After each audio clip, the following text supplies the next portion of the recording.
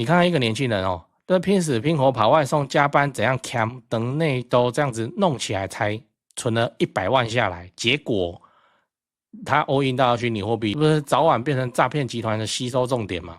对，但如果你今天是用房子的钱哦，出来的套利的话，就都很好套啊。这以现在的低利环境都很好套，不是还有一句话吗？叫做美债日房，对不对？拿挂式哦，然后去买美债，然后再质押，质押之后去买日本的房子来出租，因为日本房子很便宜，然后你可以交给人家经营或者什么，这都是在做什么事情？这都在做套利，然后根源都是什么？台湾的房地产哦，这套利就是现在的版本答案。那要看什么？就要看怎么套哦。你是要追求我是要追求安稳的人，我一定套利的核心前提就是说不要侵蚀到我的本金。卖光啊那重重哎哦啊，我的钱也不见了，这个我就绝对不能接受。30年低利率跟40年高利率应该要怎么选哦？一招看懂房贷年限差，让你省下70万的资金。先说结论哦，房贷年限越长，对你是越有利的哦。在现在这个时代的版本答案就是长这样。嗨，我是买房阿元，订阅买房阿元，我先祝你老了有房也有钱哦。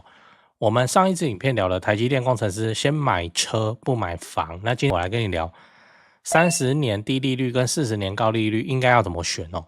这是我们来讲一个新闻，标题我来念一下哦，房贷30年 vs 40年这样哪个好？那过来人选这个，直呼资金宁愿丢大盘哦。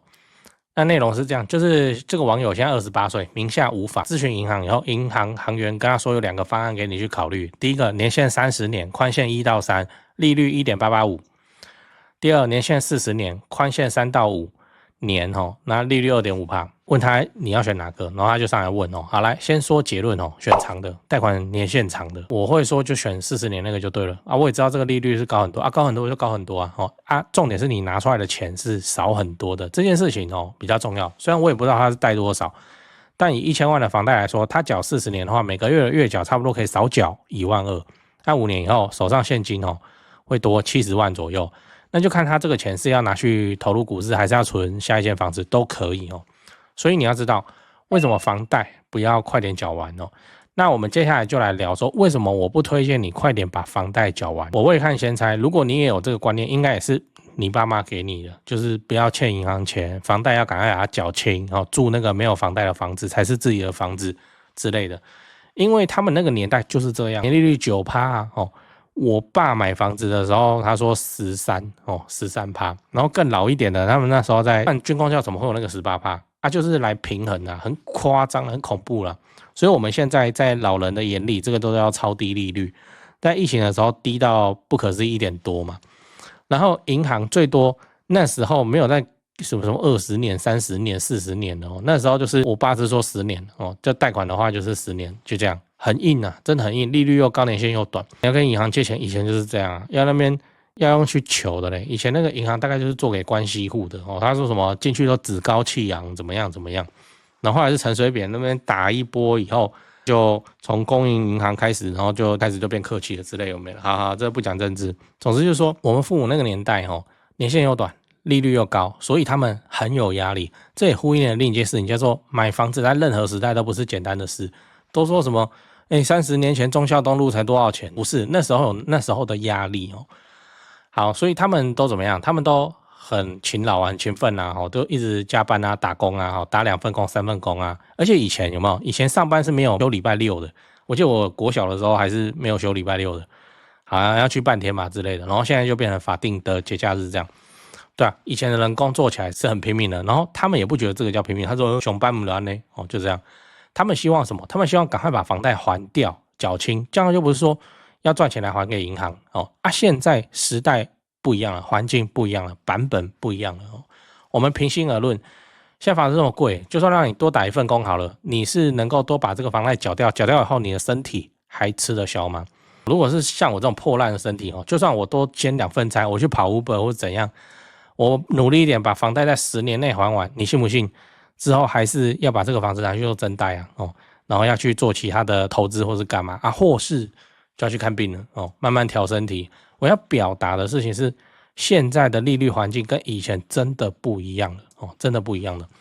所以我们的购屋策略也会不一样啊。这件事情是很自然而然的事情，只是说你套用到上一代的观念，你就会各种掣肘。是上一支影片那边念到掣肘，然后留言那边讲那叫掣肘就各种不对劲就对了。好，所以你要知道拉长房贷年限的好处那我们就来讲拉长年限的好处是什么啊？当然就是让你持有的压力变小嘛。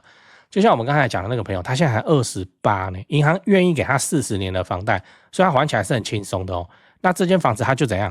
他就有机会抱比较久，因为他没什么压力那他遇到下一波大涨的几率自然就变高了。而且你要想就是他是28岁的这个青春年华，他手上有钱花起来的爽度比我们这种对不对？然后比那个50、60岁的50、60岁你一个月多12000，你要怎么花啦？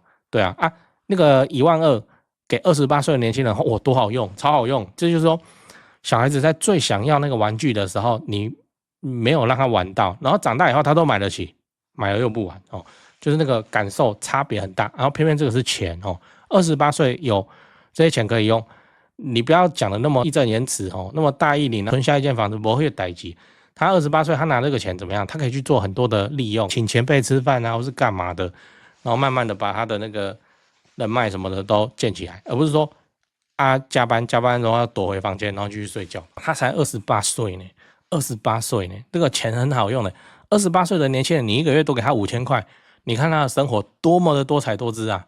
何况是12000也不是说要去肥类乱花，而是说就可以做很多投资自己的事情，比方说去报班，比方说去买课，比方说去干嘛然后他还28岁呢，年轻就是无敌，我现在是这样想。然后他努力，然后他那个学习也不认真就像买了线上课爱看不看没关系这样子过了2年3年以后，他还是变强了这些都会比那个一个月去硬省那个钱还要有威力，我觉得。然后28岁正是求偶的年纪，他应该也要交女朋友干嘛，要出去玩这都要用到钱好，再来就是你先跟银行贷40年，然后你有余力的时候，其实你可以提前还又没有说绑40年你就是要多还都不行，没有你可以30年去还掉不用撑到40年才还完房贷是可以提前还的。如果你是贷30年又不能延后还款，所以你就是贷越长越好，这个选择权才在自己手上。那宽限期的部分我之前也讲过，就是尽量不要用。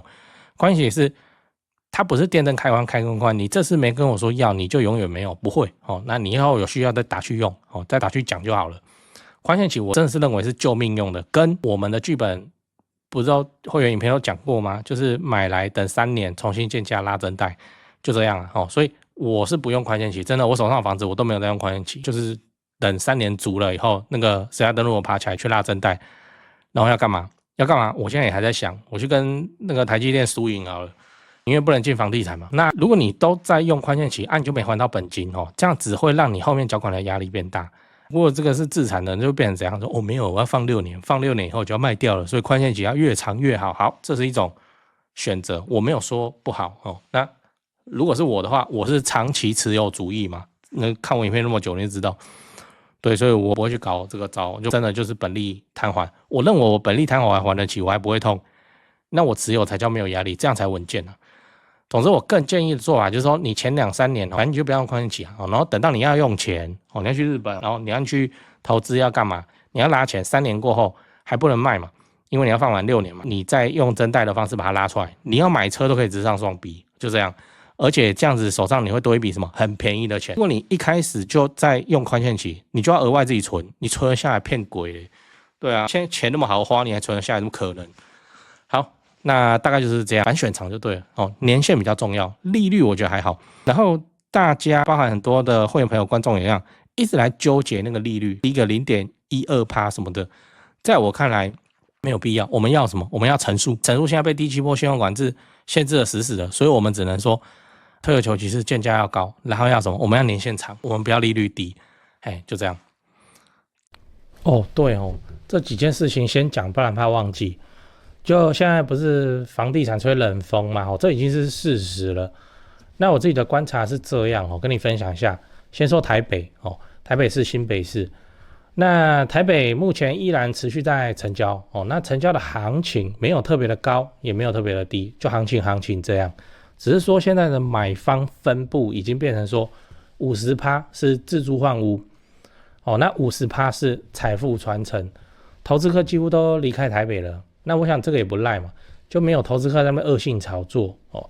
那前面讲到那个50%自住换屋，自住换屋很重要的考量就是小朋友的学区哦，所以蛋黄依然非常坚挺哦。那50%的财富传承哦，那财富传承讲的就是就天龙人嘛哦，有钱的天龙人，那通常都是怎样？长辈就是看生几个小孩，然后每个小孩一人帮他们买一间这样哦，要给小孩的这种属性，所以他那个也没有要投资，也没有要炒作啦，就是保值就好哦，财富传承哦。那你有钱，你要放在全台湾最顶尖的房地产市场哦，来自住换屋或是财富传承都可以哦啊。只是说现在成交在4500万以上已经是目前的常态哦。我居然还有观众哦去买超过1亿的大安区房子，然后他们说我台北前辈的团队服务是非常的顶级啊，他们的家族很满意这样。对，所以你要看那些财富传承用的房子或者好学区的房子哦，你就加我前辈的 LINE 小老鼠拜台北，小老鼠买台北这样。加了你就看到他的大头贴那个是助理在顾的那他们会不定期的 po 这些房子给你参考。OK 啊，那讲完台北讲高雄高雄的情况是也一样市场降温那之前的乱买乱出价族群就不见了，我认为这样很好，因为这样子我们就可以专心瞄准重大建设，就比较不会有那外行乱出高价的乱，你知道。那自从我拍了会员影片我会员影片不是说都会拍重大建设嘛？那陆陆续续我拍了高雄的重大建设有，楠梓台积电到凹子底3大开发案，富邦凹子底 BOT 案，到71期4地重划，新高雄火车站，到亚洲新湾区你们观众很奇怪我拍一个重大建设，你们就跟着买一个重大建设附近。高雄我是很有信心啊，没想到说这个观众好像比我还有信心买的比我还贵，买的比我还多真是蛮夸张那看好高雄，你瞄准重大建设，就找我推荐的台湾房屋美术之星店那在高雄你要卖还是要买那你就给他们一条龙就好了，就跟我一样，我过去10几年都是他们处理的，这是真的那我付的中介费这样子加起来早就超过7位数，那你看我还是愿意推荐他们就是真的很没问题嘛很专业很 OK。他们的 LINE 是小老鼠 go go go go go 小老鼠5个 go 那他们有答应我说会 po 在这支 LINE 的房子是都会挑过就是专门给买房阿元的观众。那这些房子都怎样？都适合自产，也都在重大建设旁边，你可以加那个 LINE 来看看高雄没有台北那么贵祝你自产顺利，来高雄玩得开心，赞赞。讲八卦讲八卦，就是说时代不一样，版本不一样，我好好解释一下，就是以前的利率环境，你不赶快把钱还掉利息哈喽，就是真的没办法，你真的会被银行这样子敲骨吸水啊。但现在不是现在的利率环境普遍低利的状态之下就可以干一件事情，那个事情叫什么？我现在没有要讲理财理财的 YouTuber 也是超多的，你应该也看了不少我没有要讲理财但观念技法就是这个技法，就是我们可以来做套利这件事情。这是一个代叔跟我分享的我就一个年轻有为的代叔好，反正他跟我说就是说有风险的东西就叫投资没风险的东西就叫套利。反正你今天只要有扛到任何一丁点风险，那就是投资。如果你就几乎没事也只能讲几乎因为我们也不知道什么时候会超大地震，那个陨石砸下来几乎没有风险的情况之下，那个就叫套利。好，那我们拿便宜的钱，我跟你讲，所有的钱里头，房子、住宅的贷款是最便宜的，最便宜的钱。我知道这样描述很奇怪，然后钱还有贵跟便宜你那个借贷成本上房贷真的是台湾最便宜的钱就是说你就要用最便宜的钱去做套利这件事情。简单的说就是，假设我3年以后，然后那个拉增贷出来200万的现金，我本身是要还这200万现金的利率的嘛，对吗？的钱嘛，我是要还的理财型房贷挂市都可以，我是要还钱的只是我可以不还本金之类有没有？好，这个都再说。这个钱它有借贷的利率，应该都在2点多%，应该都在2.5%吧。好，因为什么？因为这笔钱是房子拉出来的钱，所以它很便宜。你今天去压你的车子，你看你带到什么鸟蛋东西房子的挂市大概啊，你就签啊，还有人签到20年、30年呢，哦，就这样。好，那就是这笔钱很便宜，哦，那你就可以拿去做套利的事情，比方说中华电信，哦，中华电信就2次股灾都没，其实我股票没有研究，我现在也不是在爆牌，我只是在那边乱讲而已，你就听个感觉。如果你平常要关心股票，你会比我还专业。总之就是说都不会动的股票，可是它每年固定配股配息啊，在发钱的那种啊。好，它中华电信再烂怎样的，我看各个新闻稿不是都说5%。你借这笔钱是2.5%，你不是5%，好，那样跌下去，相减之下不是2.5%，这边就是你可以套利的部分，就这样，这个就是套利。好，那你今天只拉得出200万，那你就去套200万的利。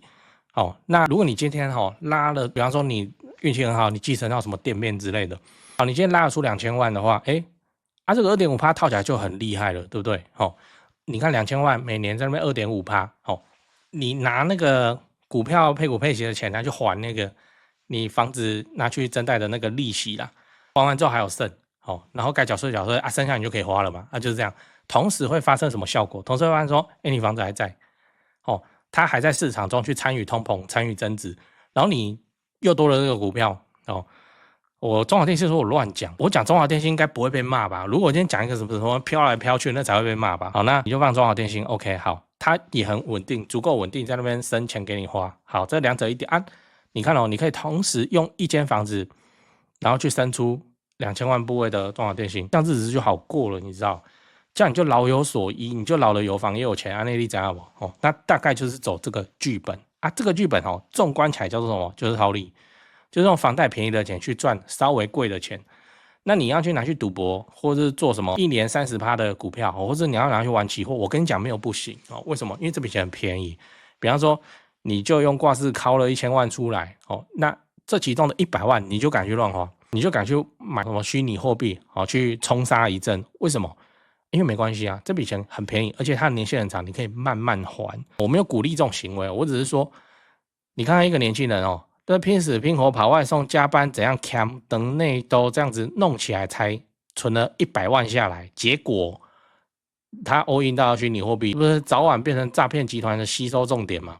对，但如果你今天是用房子的钱出来的套利的话，就都很好套啊。这以现在的低利环境都很好套，不是还有一句话吗？叫做美债日房，对不对？